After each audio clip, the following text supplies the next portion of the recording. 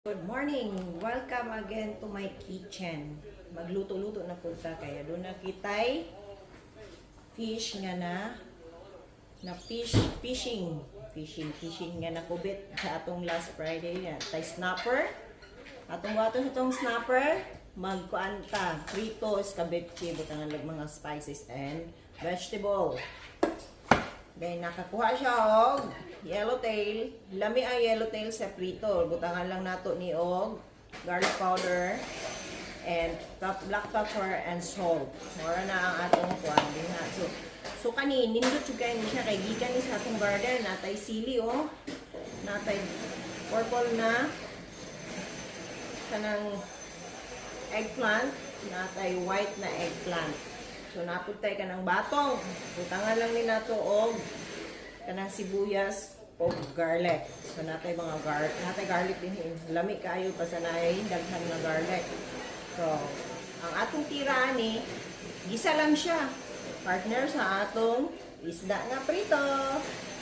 Atay talong karon nga nakuha gikan sa atong garden. Naay duha ka klase nga talong, white and purple. So kanipod ang atong batong. So naay sibuyas, naka-ready na atong sibuyas. Then naka-ready na ang atong garlic. Dayon kaning fish din himo ni siya ang snapper nga nakubit o na fishing atong last Friday. So ang atong buhato na ni atong iprito. Then himuon na to siyang iskabetchi, butangan og mga carrots or any spices para a bit of sauce para lami siya. Then naatay ka ng yellowtail pod. Ato ni siyang prituhon. O ato lang ning gibutangan og garlic nga powder, pepper and salt. Mora na atong gibutang din ha.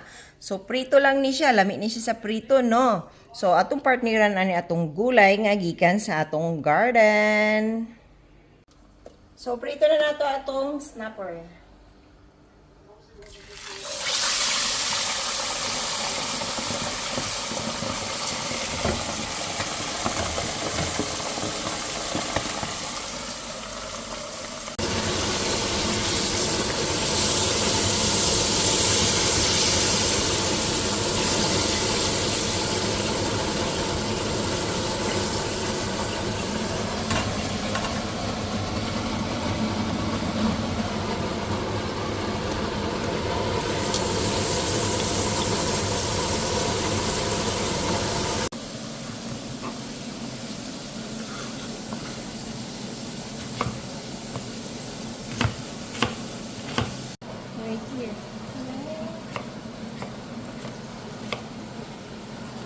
Kasimpleng buhay, ito po yung ating yellowtail, luto na. Yung ating snapper, luto na. And of course, hindi po mawawala ang ating gulay na fresh from the garden. Look at that. It's preskong-presko po. Ayan po, ang sarap po. Gisa lang po yan. Toyo lang po, walang ano-ano.